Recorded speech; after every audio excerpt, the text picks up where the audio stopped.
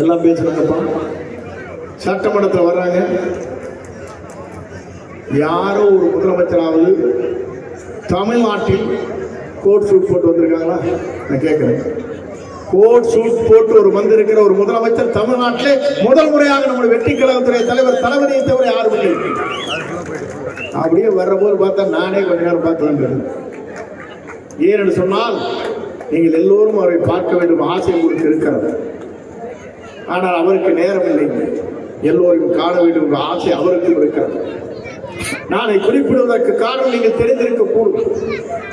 இங்கே திருப்பூரிலே வாழுகிற மக்களுக்கு வசிப்பதற்கு இடம் தேவை, வாழ்வதற்கு வீடு தேவை, வாழ்க்கை நடத்துவதற்கு இங்கே வேலை வாய்ப்பு தேவை. இந்த மூன்று ஒருங்கிணைந்திருக்கிற ஒரு நகரமாக திருப்பூர் நகரம் இன்றைக்கு இருந்து கொண்டிருக்கிறது. மணிக்கவுண்டர் இங்கே வந்திருக்கிறார். இங்கே பல பேர் நண்பர்கள் இங்கே உழைக்கிறவர்கள் இங்கே இருக்கிறீர்கள். என்னை பொறுத்த வேண்டும் என்று சொல்கிறேன்.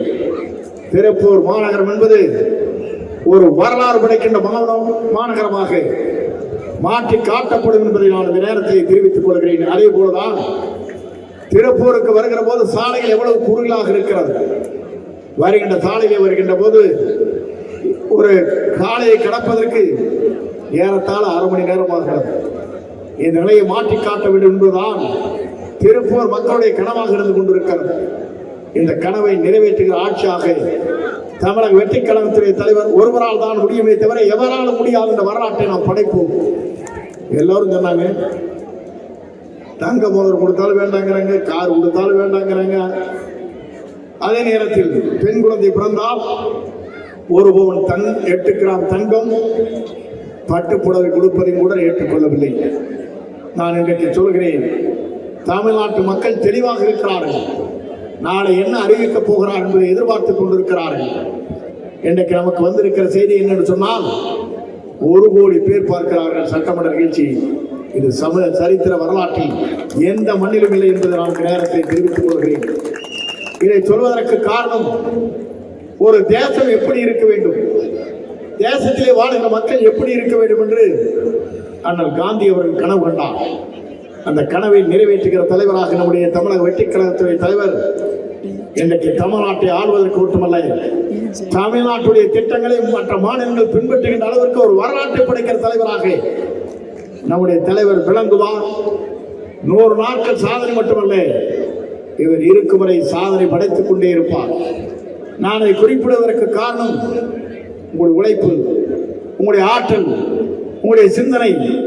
தமிழ்நாட்டில் இருக்கிற இளைஞர்களை நான் பார்க்கின்ற போது நம்முடைய சட்டமன்றத்திலே மட்டும்தான் 30 வயதுக்குள்ளே இருக்கிற அமைச்சர் அங்கே இருக்கிறார். நான் ஒருவன் தான் மூத்த அமைச்சர்.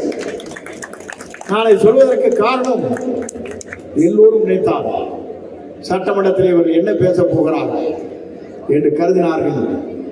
பதிலுக்கு பதில் கொடுக்கின்ற போது எதிர்கட்சியை வியந்து போய் உட்கார்ந்திருக்கிற அளவிற்கு உருவாக்கி இருக்கிற வரலாற்றை படைத்த தலைவராக அமைச்சரவை தேர்ந்தெடுக்கப்பட்டிருக்கிறது என்பதை நான் நேரத்தில் தெரிவித்துக் கொள்கிறேன்.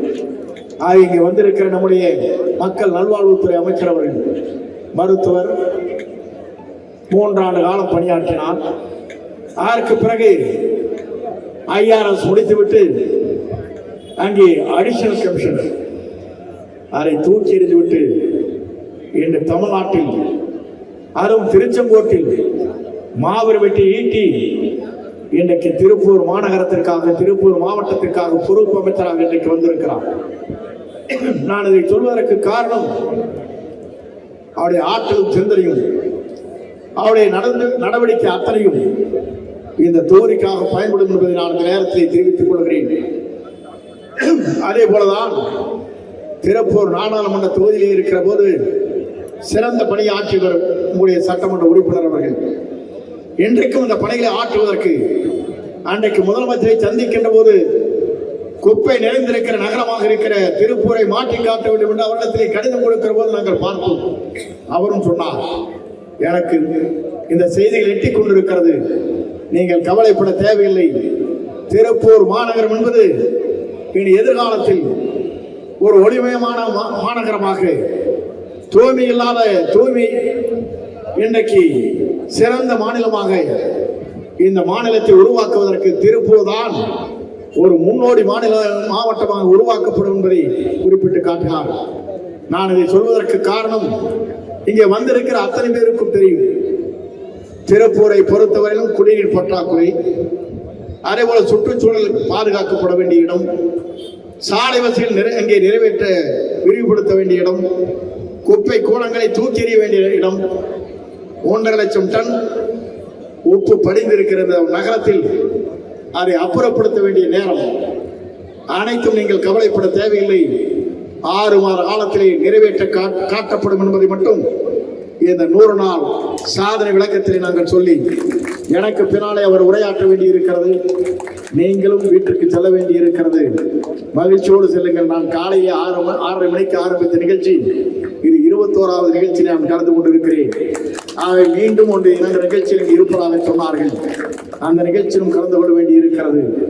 ஆகவேதான் இங்கே வருகின்றிருக்கிறவங்க அத்தனை பேருக்கும் வாழ்த்துக்களையும் பாராட்டையும் தெரிவித்து, எல்லோரும் நினைத்தார்கள் நம்முடைய வெற்றி தலைவரியை பொறுத்தவரையிலும் நல்லாட்சி தமிழகத்திலே உருவாவதற்கு, ஏழை ஆட்சி தமிழகத்திலே உருவாவதற்கு, தூய்மையான ஆட்சியை தமிழகத்திலே தருவதற்கு இவர் விட்டால் யாருமில்லை என்பதைத்தான் இன்றைக்கு அத்தனை பேரும் பேசிக் கொண்டிருக்கிறார்கள்.